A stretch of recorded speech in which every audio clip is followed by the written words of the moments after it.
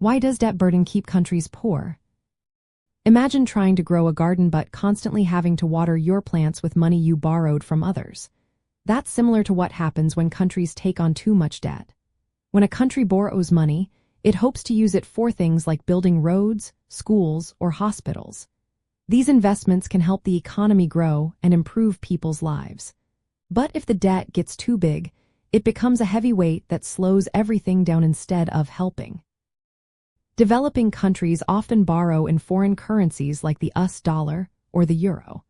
If their own money loses value compared to those currencies, paying back loans becomes more expensive. This means they need more of their own money just to keep up with payments.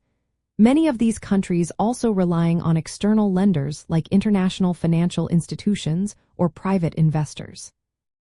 These lenders sometimes set strict rules or conditions that force countries to cut spending on public services like health and education. When governments cut these services, it hurts the people who need them most, especially the poor. High debt payments also mean governments have less money left over for growth. Instead of investing in new factories or better infrastructure, they spend most of their revenue just paying interest. For example, some developing countries spend more on debt interest than on health or education. This leaves less money for programs that could help people escape poverty.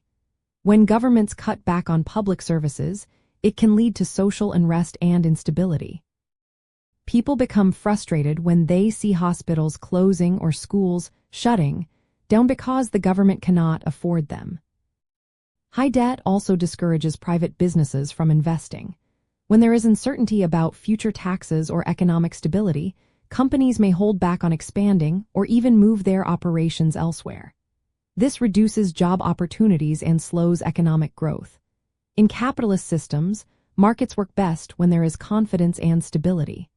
But debt problems shake that confidence, making borrowing more expensive for everyone.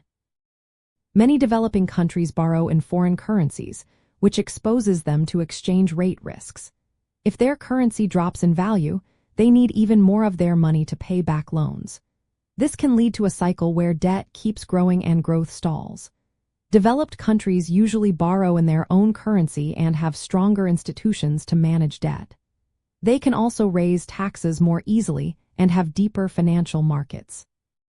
This makes their debt more manageable, even if they borrow a lot. The social impact of debt is often felt most by the poorest. When governments cut public services to pay debt, it hits vulnerable populations hardest. This can increase inequality and cause social tensions. Over time, these tensions can lead to protests or political instability, which further harms economic growth. The key to breaking free from this cycle is managing debt wisely.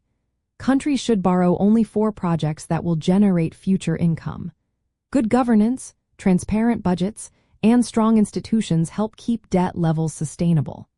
Sometimes, countries need help from international organizations to restructure or forgive debt so they can focus on growth.